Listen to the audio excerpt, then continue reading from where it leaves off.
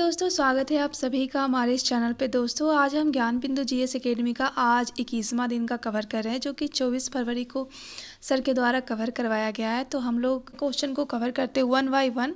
अगर आप मेरे चैनल पे नए हैं तो प्लीज़ चैनल को सब्सक्राइब कर दीजिएगा और बेल आइकन को प्रेस कर दीजिएगा। और सारे होमवर्क और सबका पीडीएफ मेरे टेलीग्राम पे आपको फ्री ऑफ कॉस्ट मिल रहा है। तो जाके जल्दी से टेलीग्राम पे ज्वाइन होइए और इस होमवर्क सीरीज का हिस्सा बनिए, क्योंकि 100 में से 75 क्वेश्चन आपको यहीं से आने वाले हैं दरोगा में। ठीक है, तो चलिए हम लोग स्टार्ट करते हैं बिना टाइम वेस्ट किए हुए।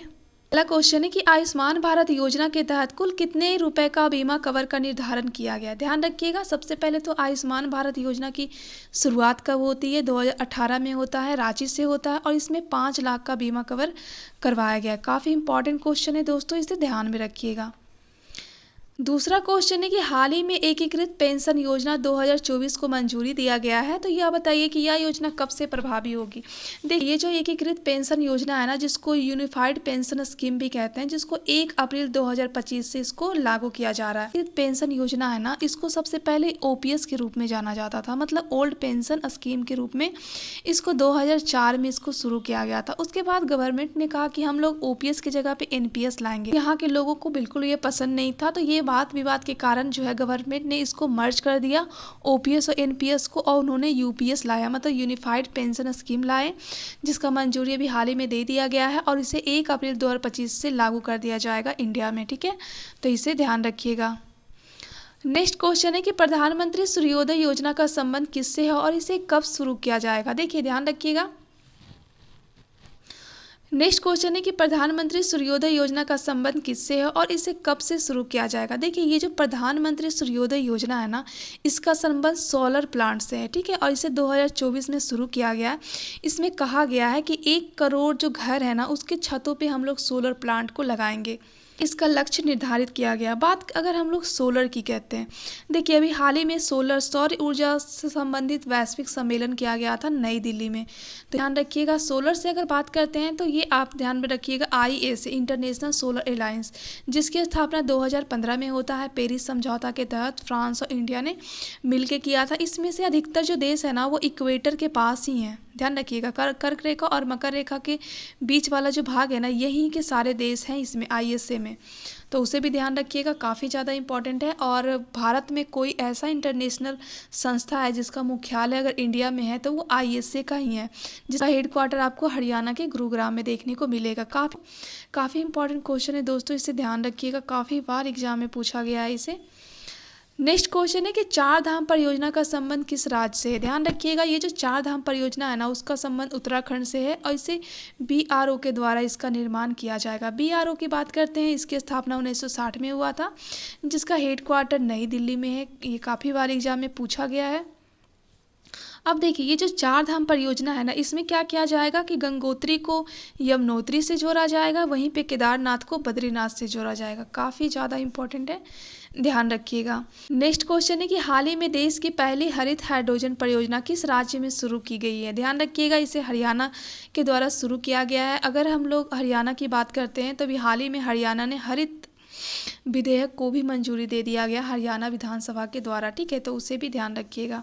नेक्स्ट क्वेश्चन है कि जल ही अमृत कार्यक्रम की शुरुआत कब और किस मंत्रालय के द्वारा शुरू किया गया। ध्यान रखिएगा, ये जो कार्यक्रम है ना, वो जल शक्ति मंत्रालय के द्वारा 2024 में शुरू किया गया। बात अगर हम लोग वाटर की करते हैं, देखिए पृथ्वी पे जो वाटर है ना, वो 100% अगर प्रतिशत का 97.5% जो पानी है ना, वो खारा है। ओनली 2.5% ही मीठा है। अगर हम लोग 2.5% की बात करते हैं तो 2.5% में आपको 1% जो वाटर है ना, या तो आपको नदी में मिलेगा, जल तालाब में देखने को मिलेगा, या तो आपको भूमि का जो भूमि के अंदर वाटर होता है ना, जहाँ से चापाकल वगैरह से पानी आते हैं, तो या तो वहाँ पे आपको दिखेगा। ठीक है, और इसका जो 1.5% पानी है ना, वो आपको ग्लेशियर में देखने को मिलेगा। यही भूमिगत पानी का हम लोग यूज करते हैं, जिसका 1% तो ये है, लेकिन हम लोग यूज कितना कर पाते हैं? 0.065% ही हम लोग इसका यूज कर पाते हैं। सोच लीजिए, इतना पानी होने के बावजूद हमें कितना पानी उपलब्ध हो पाता है। ये काफ़ी इंपॉर्टेंट है।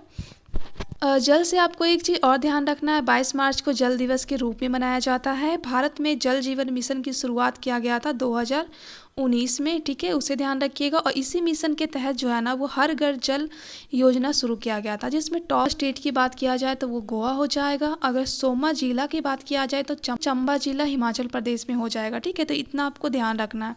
यहीं से आपको छाता परियोजना भी ध्यान रखना है, जो कि उड़ीसा के द्वारा शुरू किया गया है, ठीक है। काफ़ी इंपॉर्टेंट है, इसे आप ध्यान रखिएगा। ये सारे एग्जाम में पूछे हुए क्वेश्चन है कि हाल ही में लड़कियों और महिलाओं के लिए प्रौद्योगिकी और इंजीनियरिंग क्षेत्र में कौशल सिखाने के लिए किस योजना का शुरुआत किया गया। ध्यान रखिएगा, ये महिलाओं के लिए है, जो कि महिला और जो गर्ल्स होंगी ना उनको साइंस, टेक और इंजीनियरिंग के लिए कौशल सिखाने के लिए। याद रखिएगा इसमें कितने क्षेत्र हैं, STEM, ठीक है, साइंस, टेक्नोलॉजी, इंजीनियरिंग और मैथ, ठीक है। क्षेत्रों में उनको स्किल करने के लिए जो है ना 19 जनवरी 2024 को शुरू किया गया है बोइंग सुकन्या योजना। ये काफ़ी ज़्यादा इम्पॉर्टेंट योजना है दोस्तों, इसे याद कर लीजिएगा। काफ़ी उम्मीद है इसे पूछने का, क्योंकि 2024 में ही इसे शुरू किया गया है, ठीक है। तो उसे ध्यान रखिएगा। देखिए यहाँ से कुछ और योजना को हम लोग कवर कर लेते हैं, जैसे कि नारी बंधन विधेयक लोकसभा में आया था 33% वहाँ के आरक्षण के लिए, और इसे 128वां विधेयक और 106वां अधिनियम के तहत इसको लाया गया था, नारी बंधन विधेयक, ठीक है। ये भी काफ़ी इंपॉर्टेंट है, ध्यान रखिएगा। नेक्स्ट क्वेश्चन है कि सुभद्रा योजना को कब और किस राज्य सरकार के द्वारा शुरू किया गया। ध्यान रखिएगा 2024 में सुभद्रा योजना को शुरू किया गया था, और ये उड़ीसा में शुरू किया गया। इसमें 50,000 रुपये दिए जाएंगे 5 साल के लिए, ठीक है। जो ईयर है ना वो 10,000 रुपये दिए जाएंगे, दो बार में दिए जाएंगे, तो उसे भी ध्यान रखिएगा। नेक्स्ट क्वेश्चन है कि वित्त मंत्रालय ने किस वार्षिक बजट में प्रधानमंत्री जनजातीय ग्राम उन्नत ग्राम अभियान की घोषणा की है। ध्यान रखिएगा 2024-25 का जो बजट था ना उसमें उन्होंने इसकी घोषणा की है, और इसमें उन्होंने लक्ष्य रखा है कि 5 करोड़ गांव को हम लोग उन्नत करेंगे और 5 करोड़ गांव में इस योजना को हम लोग चलाएंगे। देखिए कोई भी क्षेत्र होता है ना उसको जनजातीय क्षेत्र के रूप में दर्जा कौन देते हैं, तो राष्ट्रपति देते हैं, इसे भी ध्यान रखिएगा। क्वेश्चन है कि डिजिटल भारत निधि योजना कब शुरू किया गया। ध्यान रखिएगा भारत निधि योजना की शुरुआत जो है ना 2002 में किया गया था, और इसमें डिजिटल जोड़ा गया 2024 में, तो उसे ध्यान रखिएगा। अगर हम लोग डिजिटल इंडिया योजना की बात करते हैं तो 2015 में शुरू किया गया था। वहीं पे अगर स्मार्ट सिटी योजना की बात करते हैं तो उसे भी 2015 में ही शुरू किया गया था। अगर हम लोग डिजिटल रेडियो का जो लक्ष्य है कब तक लॉन्च किया जाएगा, तो 2026 तक किया जाएगा, ठीक है। वैसे 2025 था लेकिन उसको एक्सटेंड कर दिया गया 2026 के लिए, तो उस फैक्ट को भी ध्यान रखिएगा। नेक्स्ट क्वेश्चन है कि स्मार्ट सिटी परियोजना की शुरुआत कब किया गया था तथा भारत का 100वां स्मार्ट सिटी शहर कौन है। देखिए ये जो स्मार्ट सिटी परियोजना है ना जिसमें बताएगा कि शहर को हम लोग स्मार्ट करेंगे, इसमें टारगेट रखा गया था कि 100 शहर को हम लोग स्मार्ट सिटी के रूप में कन्वर्ट करेंगे, ठीक है। तो 2015 में इसे शुरू किया गया था, और इसका पहला शहर जो है ना वो भुवनेश्वर बना था, और 100वां शहर का नाम याद रखिएगा शिलोंग। और अगर इसमें टॉप स्टेट की बात करते हैं तो यूपी हो जाएगा, ठीक है। इतने फैक्ट आपको इसमें ध्यान रखने हैं। नेक्स्ट क्वेश्चन है, देखिए भारत सरकार द्वारा जारी योजनाओं उनको तिथियां यहाँ पर मिलान करने का है। प्रधानमंत्री किसान सम्मान निधि योजना कब शुरू किया गया था। ध्यान रखिएगा 2019 में शुरू किया गया था, और ये यूपी के गोरखपुर से इसकी शुरुआत किया गया था। वहीं अगर प्रधानमंत्री उज्ज्वला योजना की बात करते हैं तो इसका शुरुआत 2016 में किया गया था, और ये बलिया से किया गया था, ठीक है। अगर प्रधानमंत्री ग्राम उज्ज्वला योजना की बात करते हैं तो इसका शुरुआत 2021 में किया गया था, और ये भी बिहार के आरा छपरा से किया गया था। अगर प्रधानमंत्री विश्वकर्मा योजना की बात करते हैं तो इसका शुरुआत 2023 में किया गया था, और ये शिल्पकारों के लिए किया गया था। और अगर प्रधानमंत्री जनधन योजना की बात करते हैं तो इसे ध्यान रखिएगा 2014 में शुरू किया गया था, और भारत में वित्तीय समावेश की सबसे बड़ी योजना जो है ना वो जनधन योजना ही है। तो इस फैक्ट को ध्यान रखिएगा दोस्तों, क्योंकि आजकल एग्जाम में काफ़ी ज़्यादा योजनाएं से क्वेश्चंस आ रहे हैं, तो सारे क्वेश्चन जो है ना सारे योजनाएं आपको रटे होने चाहिए, ठीक है। तो सारे योजना को आप लोग रट जाइएगा। नेक्स्ट क्वेश्चन है कि नौजवान भारत सभा की स्थापना कब और किसके द्वारा किया गया। देखिए ये जो नौजवान भारत सभा है ना इसकी स्थापना 1926 में भगत सिंह के द्वारा किया गया था। बात हम लोग भगत सिंह की करते हैं जिनका संबंध पंजाब का क्षेत्र से था। में काफ़ी ज़्यादा एग्जाम में क्वेश्चन आता है, जैसे कि जालियांवाला बाग जब हत्याकांड हुआ था ना 13 अप्रैल 1919 को, तो इस वक्त इनकी उम्र मात्र 13 वर्ष की थी। ये क्वेश्चन भी एग्जाम में पूछा गया है, तो इसे भी आप रट जाइएगा।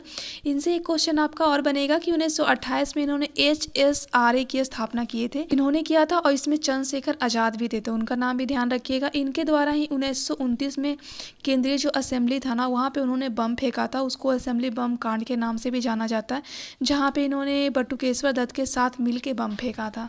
ठीक है, उसके बाद इनको फांसी दे दिया जाता है। कब? 23 मार्च 1931 को इनको फांसी दे दिया जाता है लाहौर जेल में। तो यहाँ से भी काफ़ी क्वेश्चन पूछा गया है दोस्तों, इसे याद कर लीजिएगा, रट लीजिएगा, क्योंकि ये सारे क्वेश्चन एग्जाम में पूछे हुए क्वेश्चन हैं। क्वेश्चन है कि संयुक्त राष्ट्र के द्वारा ग्लेशियरों के संरक्षण का अंतर्राष्ट्रीय वर्ष के रूप में घोषित किया गया। देखिए, ये जो UN है ना, वो हर साल कुछ ना कुछ वर्ष घोषित करता है। तो यहाँ पे ग्लेशियर के संरक्षण की बातें किया गया है ना, तो 2025 को इसने कहा है कि हम लोग ग्लेशियर के संरक्षण के रूप में घोषित करते हैं। ठीक है, तो उसे ध्यान रखिएगा। वहीं पे अगर 2023 की बात करते हैं तो बाजरा वर्ष के रूप में घोषित किया गया था, जिसका समापन रोम, इटली के रोम में हुआ था। और 2024 में इन्होंने अंतर्राष्ट्रीय कैमिल्स वर्ष के रूप में घोषित किया हुआ है। वहीं पे अगर 2026 की बात करते हैं तो रेजलैंड्स और चरवाहों का अंतर्राष्ट्रीय वर्ष के रूप में उन्होंने घोषित किया है।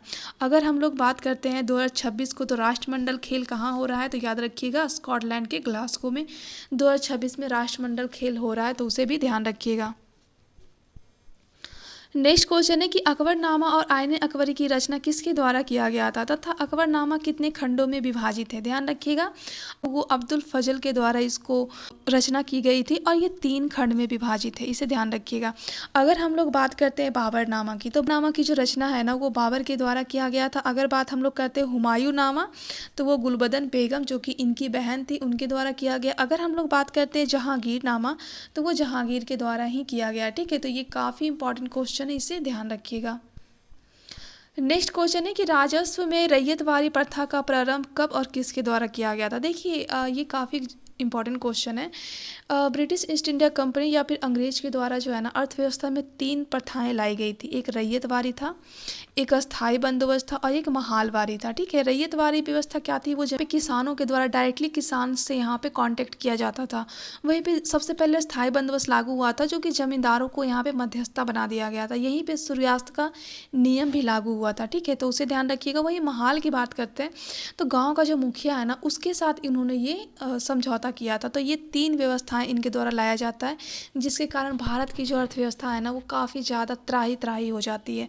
तो ध्यान रखिएगा कि रैयतवारी व्यवस्था जो है सबसे पहले 1820 में लाया गया था थॉमस मुनरो और कैप्टन रीड के द्वारा। ठीक है, तो ये काफ़ी इंपॉर्टेंट है और इसे मद्रास में सबसे पहले लाया गया था। ध्यान रखिएगा। अगर स्थायी बंदोबस्त की बात करते हैं तो 1793 में लाया गया था कॉर्नवालिस के द्वारा। अगर वहीं पे हम लोग महालवारी व्यवस्था की बात करते हैं, 1822 में हॉट मैकेंजी के द्वारा शुरू किया गया था। ठीक है, काफ़ी इंपॉर्टेंट है दोस्तों, ध्यान रखिएगा। क्वेश्चन है कि ज्वालामुखी उद्गार से निकलने वाले मैग्मा या लावा के जमने से किस प्रकार का चट्टान का निर्माण होता है। यहाँ पे ध्यान रखिएगा कि यहाँ पे देखिए, ये हमारा क्या हो गया, ज्वालामुखी। ये यहाँ पे क्या हो जाएगा, क्रेटर। जिससे ज्वालामुखी बाहर निकलती है ना, उस गड्ढे को क्या कहा जाता है, क्रेटर कहा जाता है। देखिए, जब ज्वालामुखी का जो पिघला हुआ लावा जब अंदर रहता है ना, तो उस वक्त इसको मैग्मा कहते हैं, और जैसे ही बाहर निकलता है तब उसको हम लोग लावा कहते हैं। ठीक है, तो ये दोनों फैक्ट आपको ध्यान में रखना है। उसके बाद कहा गया है कि उससे निकलने वाले चट्टान, देखिए जब ये लावा निकलता है ना, तो धीरे धीरे ये ठंडा होता है, और जैसे धीरे धीरे ये ठंडा होता है, ये आग्नेय चट्टान के रूप में कन्वर्ट हो जाता है। बाद में यही चट्टानें आंधी, तूफान, बारिश, वर्षा, मतलब सभी तरीके से ये जब टूटती है, टूट कर एक अवसाद बनाती है। और यही काफ़ी दिन तक जब ये चीज़ टूटती है ना, तो काफ़ी टूटते टूटते यहाँ पे भी एक चट्टान का निर्माण कर लेती है, जिसको हम लोग क्या कहते हैं, अवसादी चट्टानें कहते हैं। उसके बाद ये चट्टानें में बहुत ज़्यादा प्रेशर पड़ता है। ठीक है, टेम्परेचर होता है। उसके बाद ये किस में कन्वर्ट हो जाती है, तो कयांत्रित में कन्वर्ट हो जाती है। अब कयांत्रित पे अगर हमने ज़्यादा प्रेशर और टेम्परेचर डाला, तो फिर ये अगेन किस में कन्वर्ट हो जाएगी, तो अग्नेय चट्टानों में कन्वर्ट हो जाएगी। तो ये प्रोसेस जो है ना, वो चट्टानों के रूप में चलते रहते हैं। तो ध्यान रखिएगा।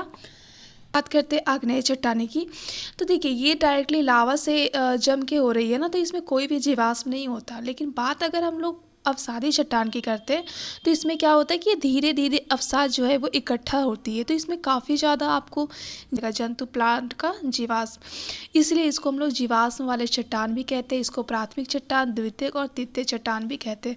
तो ये चट्टानों का क्रोनोलॉजी है जो कि आपको ध्यान रखना है। नेक्स्ट क्वेश्चन है कि प्रधानमंत्री की अनुपस्थिति में अंतर्राज्यीय परिषद की बैठक की अध्यक्षता कौन करता है। यहाँ पे अंतर्राज्यीय परिषद की बात किया गया जिसका वर्णन आर्टिकल 263 में। ध्यान रखिएगा, अंतर्राज्यीय जो परिषद होते हैं ना, इसका अध्यक्ष प्रधानमंत्री होते हैं, ठीक है। और अंतर्राज्यीय परिषद का जो संबंध है ना, एक समिति है, संथानम समिति, इन्हीं की सिफारिश पे अंतर्राज्यीय परिषद का गठन किया गया था। अब ये देखिए, अंतर्राज्यीय परिषद की जो बैठक होती है ना, क्योंकि अध्यक्षता प्रधानमंत्री कर रहे हैं तो बैठक भी तो यही करेंगे ना, लेकिन अगर प्रधानमंत्री नहीं हुए उस परिस्थिति में कैबिनेट स्तर के जो मंत्री होते हैं वो इनकी अध्यक्षता संभालते हैं, ठीक है।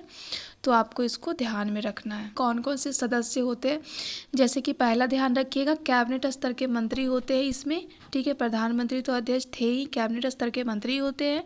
दूसरा, सभी राज्यों के राज्यपाल होते हैं। और तीसरा, जितने भी राज्य हैं उनके यहाँ पे सीएम मुख्यमंत्री भी होते हैं। साथ ही साथ जो यूटी होता है ना, केंद्र शासित प्रदेश, उसके भी मुख्यमंत्री इसमें इसके सदस्य के रूप में होते हैं। तो इनका सदस्य भी आपको ध्यान रखना है, हमें पूछा गया है, ठीक है, तो उसे ध्यान रखिएगा।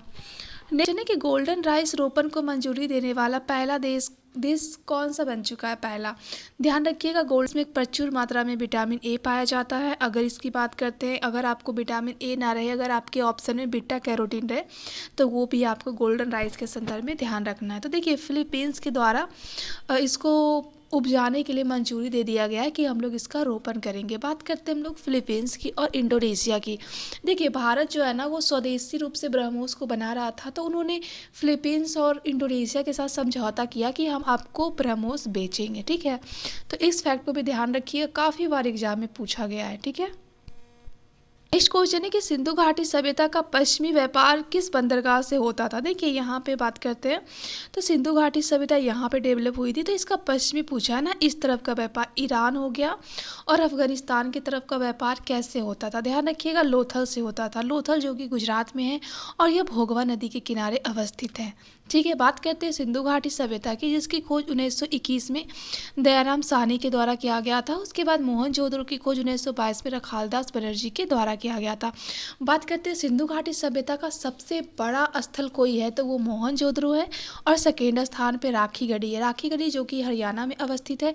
अगर इंडिया के संदर्भ में देखा जाए सबसे बड़ा स्थल तो वो राखीगढ़ी हो जाएगा, और दूसरा स्थल धौलावीरा हो जाएगा। अभी हाल ही में धौलावीरा को यूनेस्को की धरोहर सूची में भी शामिल किया गया था, तो आप लोगों को वो फैक्ट भी ध्यान में रखना है, ठीक है। और ये काफ़ी ज़्यादा इंपॉर्टेंट है दोस्तों, आप अभी एग्जाम की आप तैयारी कर रहे हो तो उसमें ये टॉपिक तो करके ही जाना, क्योंकि हिस्ट्री से आपको यहाँ से एक क्वेश्चन आपका फिक्स है, आना ही आना है, ठीक है। तो इसे आप लोग कवर करके जाना।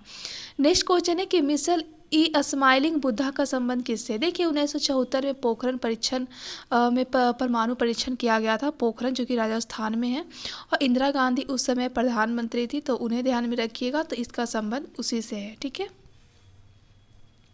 नेक्स्ट क्वेश्चन है कि रक्त कोशिकाओं जिसमें आरबीसी, डब्ल्यूबीसी और प्लेट का निर्माण शरीर में कहाँ पे होता है। देखिए, यहाँ पे ब्लड की बात किया गया है, ध्यान रखिएगा। ब्लड, मनुष्य में ब्लड कितना होता है, अगर मेल की बात करते हैं, अगर जनरली बात करते हैं ना तो 5 से 6 लीटर होता है, और मेल में भी इतना ही होता है, ठीक है। अगर फीमेल की बात करते हैं तो उनमें थोड़ा कम होता है, 4 से 5 ही इनमें ब्लड पाए जाते हैं। ब्लड की बात करते हैं तो ब्लड के 2 पार्ट होते हैं। एक ध्यान रखिए, एक ठोस भाग होता है जिसमें हमें आरबीसी, डब्ल्यूबीसी और प्लेट देखने को मिलता है। एक ब्लड का लिक्विड वाला पार्ट होता है जिसको क्या कहते हैं हम लोग, प्लाज्मा कहते हैं। और यह ब्लड का 55 से लेके 60% तक का भाग जो ब्लड में होता है वो प्लाज्मा का ही होता है। प्लाज्मा का कलर कैसा होता है, येलो होता है, और ये ब्लू ग्रीन के कारण होता है, तो इसे भी ध्यान में रखिएगा। तो इसका राइट आंसर क्या हो जाएगा, अस्थि मज्जा, बोन मैरो में ही आरबीसी, डब्ल्यूबीसी और प्लेट का निर्माण होता है, ठीक है, ध्यान रखिएगा। नेक्स्ट क्वेश्चन है कि चंगेज खां दिल्ली के किस सुल्तान के समकालीन थे? ध्यान रखिएगा इल्तुतमिश का। देखिए गुलाम वंश के संस्थापक कौन थे? कुतुबुद्दीन ऐबक थे। उसके बाद इल्तुतमिश आते। इल्तुतमिश ने सबसे पहले सुल्तान की उपाधि धारण की थी और ये उन्होंने उपाधि खलीफा से लिया था। ठीक है, स्वयं को उन्होंने सुल्तान कहा भी था और खलीफा से उन्होंने उपाधि भी ग्रहण की थी।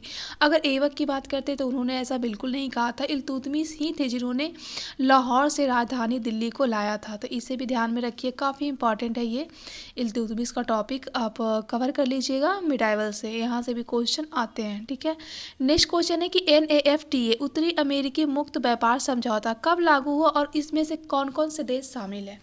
ध्यान रखिएगा ये 1 जनवरी 1994 में इसको लागू किया गया था। इसमें अमेरिका, कनाडा और मैक्सिको शामिल है। काफ़ी बार पूछा गया एग्जाम में, ध्यान रखिएगा। नेक्स्ट क्वेश्चन है कि आश्रय प्रतिष्ठान और स्वास्थ्य का अधिकार संविधान के किस अनुच्छेद में है? ध्यान रखिएगा आर्टिकल 21।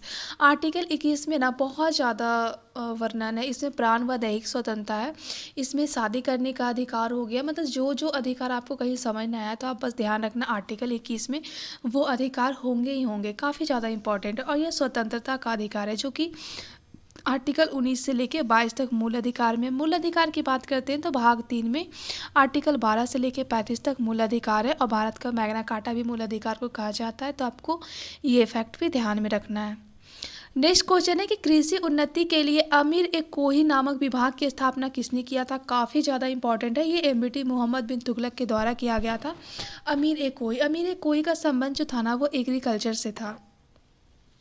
मोहम्मद बिन तुगलक जो था वो दिल्ली सल्तनत में काफ़ी ज़्यादा पढ़ा लिखा था और काफ़ी ज़्यादा बेवकूफ़ भी था। इसने राजधानी दिल्ली से दौलताबाद, जिसको देवगिरी भी कहते हैं, वहाँ पे ये लेके गया था। उसके बाद देवगिरी से फिर रिटर्न करके दिल्ली भी लेके आया था। ठीक है, तो इसके बारे में ये चीज़ ध्यान रखिएगा। इसने क्या किया था ना कि जो एग्रीकल्चर होते हैं ना उस पर इन्होंने टैक्स बढ़ा दिया था 1/2, मतलब 50% कर रख दिया था। और उसी को देखने के लिए उन्होंने एक नया विभाग बनाया था जिसका नाम था अमीर ए कोही। ठीक है, तो इसे ध्यान में रखिएगा। इन्होंने कुछ सांकेतिक मुद्राएं भी चलाई थी जिसके कारण इनके टाइम पीरियड में काफ़ी ज़्यादा इन्फ्लेशन रेट बढ़ गया था। ठीक है, नेक्स्ट क्वेश्चन है कि महात्मा गांधी की मृत्यु 30 जनवरी 1948 में हुआ था। ध्यान रखिएगा कहाँ पे हुआ था? तो ये बिरला भवन नई दिल्ली में हुआ था। 30 जनवरी को ही हम लोग शहीद दिवस के रूप में भी मनाते हैं, तो उसे भी आप ध्यान रखिएगा। इनका जो जन्म है ना वो 1869 में पोरबंदर गुजरात में हुआ था। ये काफ़ी इंपॉर्टेंट है, ये भी एग्जाम में पूछा गया है। नेक्स्ट क्वेश्चन है कि भगत सिंह ने बटुकेश्वर दत्त के साथ मिलकर दिल्ली में केंद्रीय विधानसभा में बम फेंका था। तो उन्होंने बम कब फेंका था? ध्यान रखिएगा 8 अप्रैल 1929 को उन्होंने केंद्रीय विधानसभा में बम फेंका था। भगत सिंह और बटुकेश्वर दत्त के द्वारा फेंका गया था वो बम। जब इन्होंने यहाँ पे बम फेंका था ना तो उन्होंने इंकलाब जिंदाबाद का नारा दिया था। ये नारा भी एग्जाम में पूछा गया है, तो आपको इसे भी ध्यान में रखना है। ठीक है, अगर हम भगत सिंह की बात करते हैं तो इनसे ध्यान रखिएगा। ये इन्होंने HSRA Hindustan socialist Republic association की इन्होंने स्थापना किए थे। नौजवान भारत की भी इन्होंने ही स्थापना किया था। ये दोनों फैक्ट आपको ध्यान में रखना है। नेक्स्ट क्वेश्चन है कि जयप्रकाश नारायण का जन्म कब और कहाँ पे हुआ था? ध्यान रखिएगा 1902 में इनका जन्म हुआ था सिताब दियारा में, जो वर्तमान में यूपी में है, लेकिन उस वक्त ये बिहार प्रांत में हुआ करता था। ठीक है, अगर जयप्रकाश नारायण की बात करते हैं जिनको JP बापू के नाम से भी जाना जाता है, फेमस है ना लोक नायक। ठीक है, काफ़ी बार एग्जाम में पूछा गया कि लोक नायक के नाम से किसे जाना जाता है? ध्यान रखिएगा जयप्रकाश नारायण को। देखिए ये जयप्रकाश नारायण ही थे जिन्होंने 1942 में जब भारत छोड़ो आंदोलन महात्मा गांधी जी के द्वारा किया गया था, इसमें ये काफ़ी ज़्यादा एक्टिव थे, इसलिए इनको भी अंग्रेज़ों के द्वारा बंदी बना लिया गया था और हजारीबाग जेल में इनको कैद कर दिया गया था। यहाँ से ये भाग जाते हैं और इनकी हेल्प राम वृक्ष बेनूपुरी करते हैं। ठीक है, इनका नाम ध्यान रखिएगा। और जब ये भागते हैं ना तो ये नेपाल चले जाते हैं और नेपाल में जाकर उन्होंने आज़ाद दास्ता की उन्होंने स्थापना किया था। एक संगठन था आज़ाद दास्ता, तो इस फैक्ट को भी आपको ध्यान रखना है। ये सारे फैक्ट जो है ना वो वहाँ पे एग्जाम में पूछे गए क्वेश्चन है। ठीक है, तो ये सारे फैक्ट को आपको कवर कर लेना है। नेक्स्ट क्वेश्चन है कि पुस्तक गीता रहस्य कहाँ से और किसके द्वारा लिखा गया था? ध्यान रखिएगा गीता रहस्य जो बुक था ना वो मांडले जेल में जब तिलक थे तब उन्होंने गीता रहस्य नामक बुक लिखी थी। अगर तिलक की बात करते हैं तो मराठा और केसरी इन्हीं का है न्यूज़पेपर, और इन्होंने ही 1895 में स्वराज विधेयक पेश किया था। और तिलक ने ही कहा था कि स्वराज मेरा जन्मसिद्ध अधिकार है और मैं इसे लेके रहूँगा। इन्होंने कौन से अधिवेशन में ये बातें कही है आप लोग हमें कमेंट बॉक्स में ज़रूर बताइएगा। ठीक है, और पक्का कमेंट कीजिएगा आप लोग ताकि मुझे भी पता चले कि आपको ये पता है या नहीं। नेक्स्ट क्वेश्चन है कि अब्दुल पाकीर जैनुलाब्दीन अब्दुल कलाम मतलब एपीजे अब्दुल कलाम की जयंती को किस दिवस के रूप में मनाया जाता है? ध्यान रखिएगा 15 अक्टूबर की इनकी जयंती मनाई जाती है और ये नवाचार दिवस के रूप में मनाया जाता है। अगर हम लोग बात करते हैं एपीजे अब्दुल कलाम का, तो याद रखिएगा इनको जो है भारत का पहला साइंटिस्ट राष्ट्रपति भी कहा जाता है, जो कि 11वें नंबर के राष्ट्रपति रहते हैं। इनकी आत्मकथा है, ध्यान रखिएगा, विंग्स ऑफ फायर, काफ़ी बार एग्जाम में पूछा गया ये है। और इनका जन्म कहाँ पे हुआ था? रामेश्वर में। और इनकी डेथ जो है वो शिमला में होती है, तो ये फैक्ट भी आपको ध्यान में रखना है। नेक्स्ट क्वेश्चन है कि अटल बिहारी वाजपेयी को भारत रत्न कब प्रदान किया गया? देखिए ये अटल बिहारी वाजपेयी जो कि भारत के प्रधानमंत्री रह चुके हैं, ये काफ़ी कम पीरियड अगर किनका था तो इन्हीं का था, बस 13 दिन तक ही ये प्रधानमंत्री रहे थे और इन पे ना अविश्वास प्रस्ताव पारित करके इनको हटाया गया था। ठीक है, तो ये फैक्ट भी ध्यान रखिएगा। इनको 2015 में भारत रत्न से सम्मानित किया गया था। ठीक है, नेक्स्ट क्वेश्चन है कि सैन फ्रांसिस्को में 1913 में स्थापित गदर पार्टी के पहले अध्यक्ष कौन नियुक्त हुए थे? देखिए ये गदर पार्टी की स्थापना किया गया था 1913 में सैन फ्रांसिस्को में, जिसके प्रथम अध्यक्ष बनाए गए थे लाला हरदयाल को। और इनके जो महासचिव थे या फिर आप सचिव कह सकते हो, सोहन सिंह भागना को बनाया गया था। बात करते हैं कि भारत में जो लाहौर वाला एरिया है वहाँ पे गदर पार्टी की स्थापना किसने करा था? तो उस वक्त भी 1913 के आसपास ही किए थे लाला हरदयाल के द्वारा। ठीक है, तो इसे भी ध्यान रखिएगा। नेक्स्ट क्वेश्चन है कि बंगाल विभाजन के विरोध में बिहार विद्यार्थी सभा की स्थापना किसके द्वारा किया गया था? ध्यान रखिएगा, ये राजेंद्र प्रसाद जी के द्वारा किया गया था। और इनको भी भारत छोड़ो आंदोलन के टाइम में इनको भी पकड़ के बांकीपुर जेल में कैद कर दिया गया था। ठीक है, तो ये फैक्ट भी आपको ध्यान रखना है। नेक्स्ट क्वेश्चन है कि बिहार में कांग्रेस का पहला अधिवेशन कब और कहाँ पे होता है? तो ध्यान रखिएगा इसकी अध्यक्षता किसने करा था? 1912 में होता है कांग्रेस का 27वां अधिवेशन, जो कि बांकीपुर पटना में होता है। और इनकी अध्यक्षता आरसी मधोलकर करते हैं। और इनका जो स्वागत समारोह था ना वो एपीजे अब्दुल कलाम करते हैं। और इस टाइम जो महासचिव बने थे उनका नाम याद रखिएगा, सचिदानंद सिन्हा। ठीक है, तो ये सारे फैक्ट आपके एग्जाम पॉइंट ऑफ व्यू से काफ़ी ज़्यादा इंपॉर्टेंट है दोस्तों, तो इसे आप लोग ध्यान रखिएगा। नेक्स्ट क्वेश्चन है कि सरकार ने भारत में रहने वाले अंग्रेजों और अन्य यूरोप वासियों के जातीय अहंकार को चोट पहुंचाने वाले अल्बर्ट बिल को कब वापस ले लिया था? ध्यान रखिएगा 1883 में रिपन के द्वारा इसको वापस ले लिया गया था। ये अल्बर्ट बिल आया कब था? ध्यान रखिएगा 1882 में। और तभी से काफ़ी ज़्यादा इसका विरोध हो रहा था, तो लास्टली 1883 में इसको फिर वापस ले लिया गया था। बात करते हैं हम लोग 1882 की, तो इसी टाइम स्थानीय स्वशासन की स्थापना होती है। और 1882 में ही वर्नाकुलर प्रेस एक्ट जो था उससे संबंधित है, तो उसे भी ध्यान रखिएगा। नेक्स्ट क्वेश्चन है कि कांग्रेस के आरंभिक 20 साल में डॉट को आमतौर पे नरम दौर के रूप में जानते थे। देखिए कांग्रेस का जो स्टार्टिंग पीरियड था ना 1885 से लेकर 1905 तक, कांग्रेस को हम लोग उदारवादी काल कहते हैं, नरम दल वाला काल कहते हैं। और यहाँ पे सबसे ज़्यादा विरोध जो है ना उग्रवादियों के द्वारा, जो कि 1907 में जब विभाजन होता है ना कांग्रेस का, तो यहाँ पे उग्रवादी होते हैं ना, उन्होंने इनको उदारवादी कहा कि इनकी जो मेंटलिटी है ना वो भिक्षावृत्ति वाली है। ठीक है, ये भिक्षावृत्ति में बिलीव करते हैं। तो उग्रवादी का नाम याद रखिएगा लाल बाल पाल और अरविंद घोष के द्वारा इनको क्या कहा गया था? उदारवादियों का टाइम पीरियड कहा गया था। तो ये फैक्ट आपको ध्यान रखना है दोस्तों। नेक्स्ट क्वेश्चन है कि कांग्रेस के किस अधिवेशन में स्वदेशी और बहिष्कार आंदोलन को समर्थन दिया गया था? ये देखिए स्वदेशी और जो बहिष्कार आंदोलन है ना, ये आपको पता होगा कि 1905 में बंगाल का विभाजन किया जाता है। तो उसी के गुस्से में 7 अगस्त 1905 को एस.एन. बनर्जी और बाकी लोग भी होते हैं, वो सबके द्वारा स्वदेश या फिर बहिष्कार आंदोलन शुरुआत कर दिया जाता है कलकत्ता के टाउन हॉल से। ठीक है, तो यही बहिष्कार आंदोलन का समर्थन 1905 में जब गोपाल कृष्ण गोखले जी के द्वारा जब उन्होंने बनारस अधिवेशन किया था, वहाँ पे भी इन्होंने समर्थन दिया था इसको। और 1906 का जब कलकत्ता अधिवेशन था ना, तो वहाँ पे स्वदेशी और बहिष्कार के लिए उन्होंने बिल ही पारित कर दिया था 1906 में। ठीक है, तो 1905 और 6 दोनों आ जाएगा। आपको बस ध्यान रखना है कि आपके ऑप्शन में क्या है, 1905 है या 1906 है, तो आपको दोनों ध्यान में रखना है। ठीक है, नेक्स्ट क्वेश्चन है कि कांग्रेस के द्वारा स्वराज प्राप्ति का लक्ष्य किस अधिवेशन में घोषित किया गया था? आपको ध्यान रखना है कि स्वराज जो वर्ड है ना, सबसे पहले दयानंद सरस्वती जी ने दिया था। और ये स्वराज प्राप्ति का जो लक्ष्य है था 1906 के कलकत्ता अधिवेशन में उठाया गया था। अगर आपसे यहीं पे क्वेश्चन पूर्ण स्वराज की बात किया जाता तो 1929 का लाहौर अधिवेशन आपको ध्यान रखना था, जिसकी अध्यक्षता नेहरू जी ने करा था। वहीं पर उन्होंने पूर्ण स्वराज लक्ष्य रखा था भारत की आज़ादी के लिए। तो ये सारे फैक्ट आपको ध्यान में रखने हैं। नेक्स्ट क्वेश्चन है कि किस अधिनियम के द्वारा अंग्रेजों ने भारत में सर्वप्रथम अप्रत्यक्ष निर्वाचन प्रणाली का शुरुआत किए थे। 1892 के अधिनियम के तहत ही उन्होंने अप्रत्यक्ष निर्वाचन की शुरुआत भारत में किया था। ठीक है।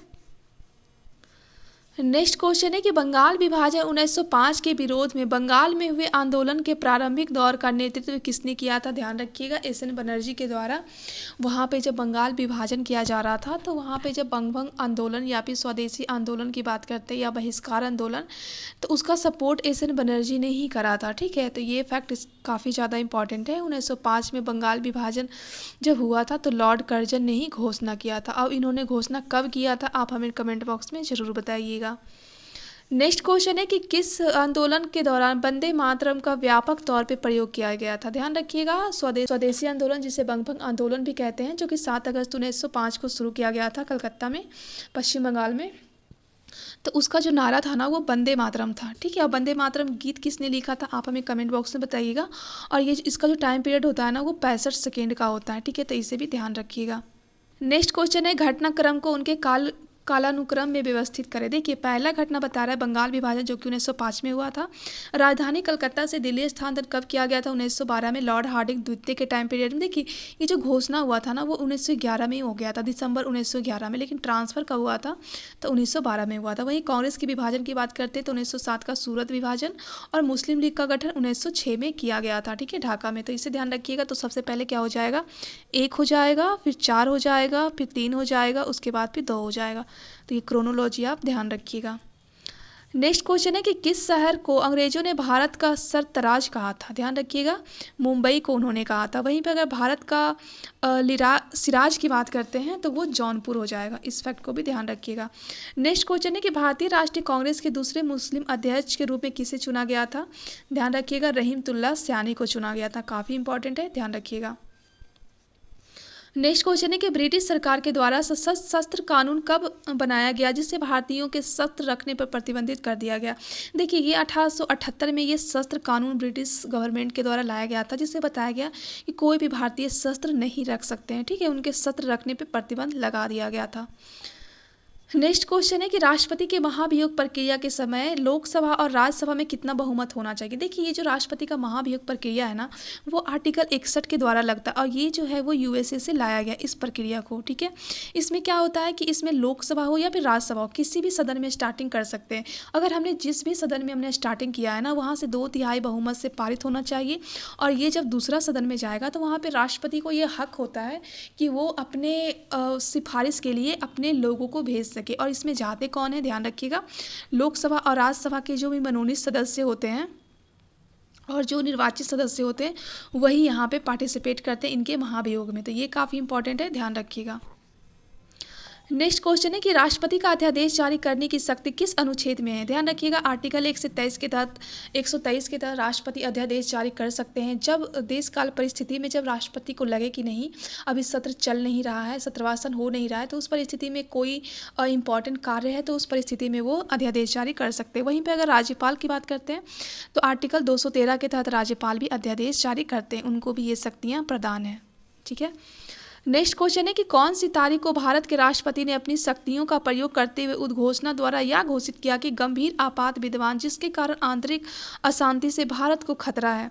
तो ध्यान रखिएगा, ये 25 जून 1975 को नेशनल इमरजेंसी लगाया गया था। उस समय प्रधानमंत्री इंदिरा गांधी थी जिन्होंने लगाया था और ये फरुखुद्दीन अली अहमद उस वक्त राष्ट्रपति थे। ठीक है, तो ये काफ़ी इंपॉर्टेंट है, काफ़ी बार एग्जाम में पूछा गया है दोस्तों, इसे ध्यान रखिएगा। नेक्स्ट क्वेश्चन है कि संविधान के किस अनुच्छेद के अनुसार प्रधानमंत्री की सलाह राष्ट्रपति के द्वारा लोकसभा को भंग किया जा सकता है। देखिए, ये राष्ट्रपति को जो सलाह प्रधानमंत्री के द्वारा दिया जाता है वो आर्टिकल 85 के 1 के तहत ही दिया जाता है। अगर यहाँ पे प्रधानमंत्री सलाह देते हैं या फिर उनके जो मंत्री परिषद होते हैं ना वो सलाह देते हैं कि जाइए जाके लोकसभा को भंग कीजिए। तो मोस्ट इंपॉर्टेंट है, ध्यान रखिएगा।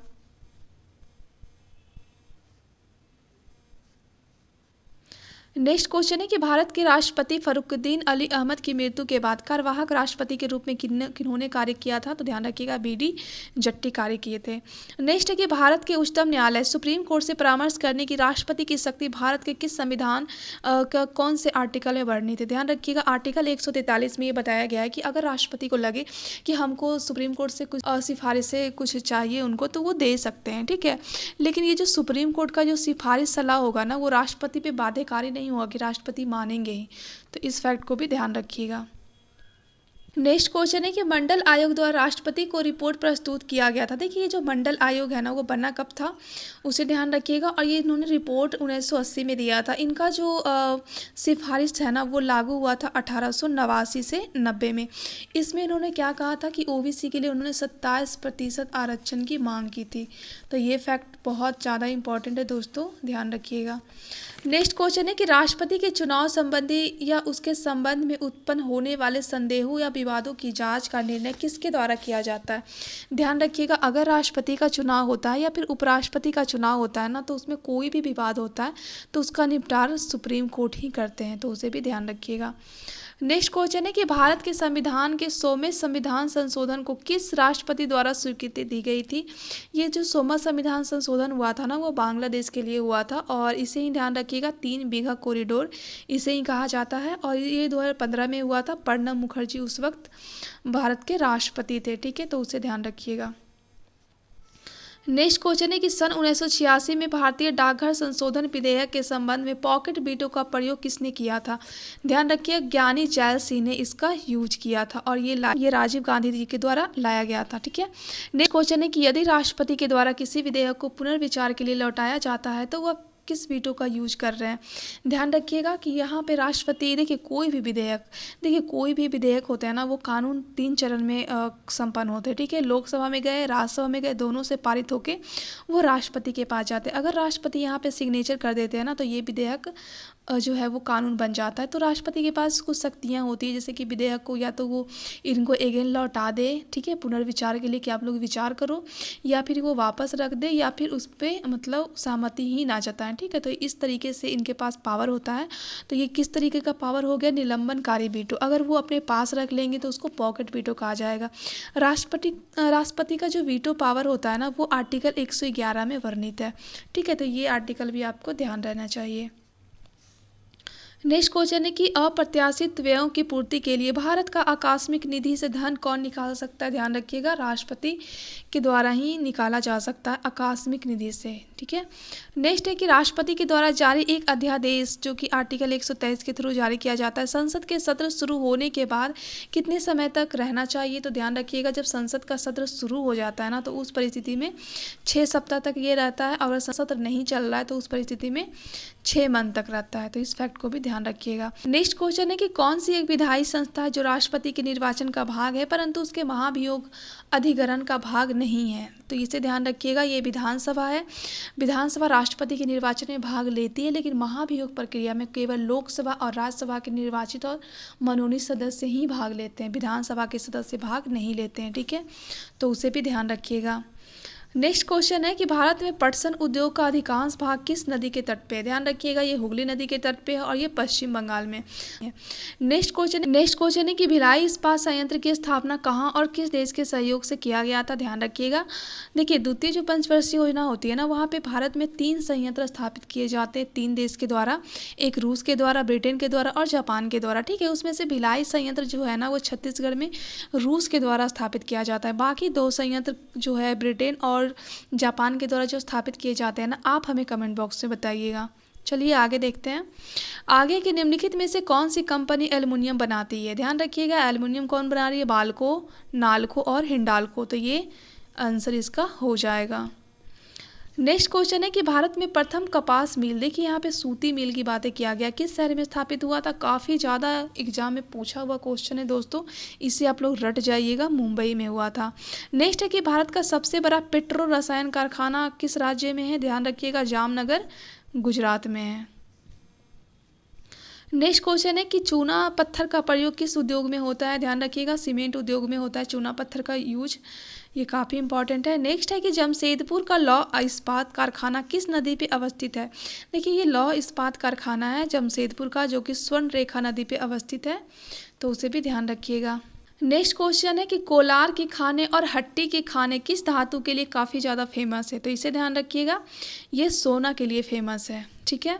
नेक्स्ट है कि बैलाडीला की खान कहाँ और किस धातु के लिए प्रसिद्ध है? ये जो बैलाडीला की खान है ना, वो लव एस के लिए काफ़ी ज़्यादा फेमस है और काफ़ी बार एग्जाम में ये रिपीट हुआ है, तो ये छत्तीसगढ़ में, इसे रट जाइएगा। नेक्स्ट क्वेश्चन है कि भारत के पूर्वी तट पे लौ एस का सर्वाधिक निर्यात किस बंदरगाह से होता है? देखिए भारत का जो पूर्वी तट पे है ना, यहाँ पे विशाखापट्टनम आंध्र प्रदेश में, यहाँ से उड़ीसा और झारखंड से जितने भी लौ एस होते हैं ना, उसका यहाँ से निर्यात किया जाता है दूसरे देशों में, तो इसे ध्यान रखिएगा। क्वेश्चन है कि भारत की पहली एकमात्र महिला शहनाई वादक कौन है? ध्यान रखिएगा, बागेश्वरी कमर है। अगर शहनाई से एक क्वेश्चन काफ़ी ज़्यादा फेमस है कि बिस्मिल्लाह खां का संबंध किससे है, तो ध्यान रखिएगा शहनाई वादक से है। नेक्स्ट क्वेश्चन है कि पंडित रविशंकर किस वाद्य यंत्र से संबंधित थे? ध्यान रखिएगा, ये सितार से संबंधित थे। नेक्स्ट है कि संतूर के लिए एक लोकप्रिय वाद्य यंत्र बनाने का श्रेय किसे दिया जाता है? ध्यान रखिएगा, शिव कुमार शर्मा को दिया जाता है। शिव कुमार शर्मा का संबंध किससे है? तो संतूर से है। ठीक है, क्वेश्चन अब बस आपका ऐसे ही फ्रेमिंग होगा। नेक्स्ट है कि हरिप्रसाद चौरसिया का संबंध किससे? ध्यान रखिएगा, बांसुरी वादक से इनका संबंध है। वहीं पे उस्ताद जाकिर हुसैन का संबंध किससे है? तो वो तबला से है। दोस्तों यहाँ पे मैंने 75 क्वेश्चन आपका कवर करवा दिया, वो भी काफ़ी अच्छे तरीके से। तो आप लोग प्लीज़ चैनल के साथ जुड़े रहिएगा और ज़्यादा से ज़्यादा लाइक कीजिएगा, शेयर कीजिएगा, और सारे PDF मेरे टेलीग्राम पे आपको अपलोड कर दिया गया, तो आप लोग जाइए, जाके जल्दी से टेलीग्राम पे ज्वाइन होइए और